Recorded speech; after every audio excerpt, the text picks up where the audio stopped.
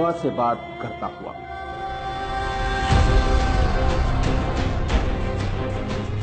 रेत के सीने को चीरता हुआ, बिजली की रफ्तार से कुछ हिंदुस्तानी सपूतों का एक छोटा सा कारनामा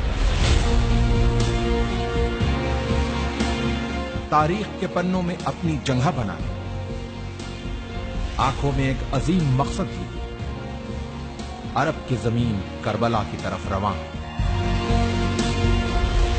हल मिन नासिरिन यंसुरना। नबी मोहम्मद साहब के नवासे इमाम हुसैन ने जब करबला में इंसानियत से यह सवाल किया, है कोई जो मेरी मदद को आए? इतिहास ने देखा कि इंसानियत से किए गए इस सवाल के जवाब में इमाम की मदद के लिए अपने घरों से जो हक परस्त निकले, वो रसूल का कलमा पढ़ने वाले मुसलमानों के साथ साथ कांधे पे जनेऊ डाले, माथे पे तिलक लगाए कुछ हिंदुस्तानी ब्राह्मण भी थे। ये वही वीर सपूत हैं जो मदद की शक्ल में हिंदू और मुसलमानों के बीच प्रेम की एक सुनहरी इबारत लिखने करबला जा रहे हैं।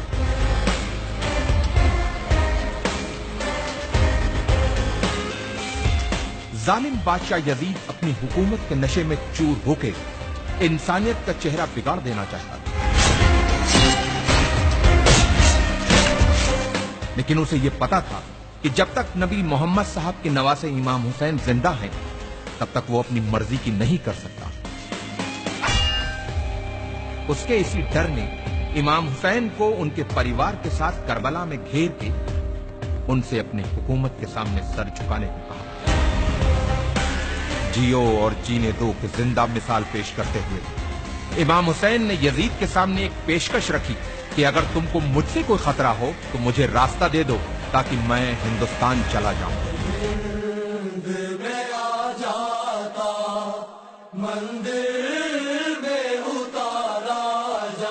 इमाम को दरियाए फरात के किनारे घेर लिया गया, उनके बच्चों और औरतों पर पानी बंद कर दिया गया। यह सब जुल्म यजीद के खत मिलने के बाद इब्ने जियाद ने इमाम हुसैन पे किए। इमाम की तरफ से भी खत लिखे गए।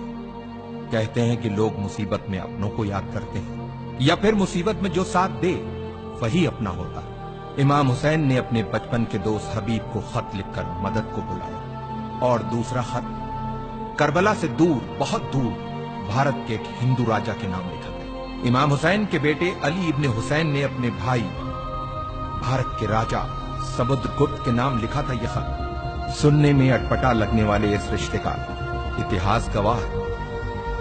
लगभग 1400 साल पहले की बात है। ईरान के बादशाह जो पारसी मजहब से थे, उनके दो बेटियां थी, मेहरबानो और शहरबानो।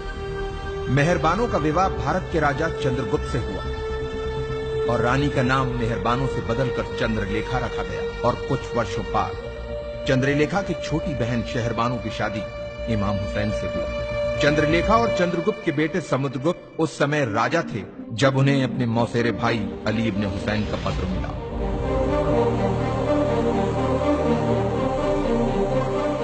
राजा समुद्रगुप्त ने जल्दी ही वीर सैनिकों की एक टुकड़ी तैयार करके उसे करबला की तरफ रवाना किया।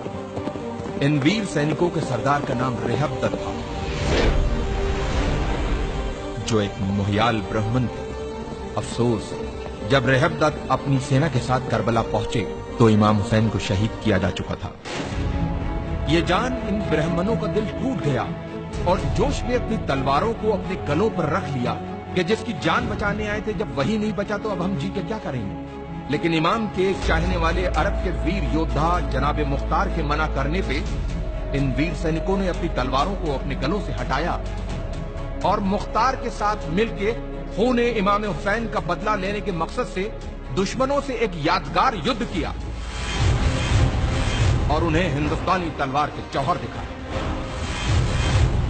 इन वीर सैनिकों ने करबला में जहां पड़ाव डाला था, उस जगह को हिंदिया कहते हैं, जो जगह आज भी उसी नाम से मौजूद है। इन ब्राह्मणों में से कुछ करबला में वीर गति को प्राप्त हुए, कुछ वहीं बस गए और कुछ अपने देश भारत चले आए। इतिहास इन वीर ब्राह्मणों को हुसैनी ब्राह्मण के नाम से जानता है।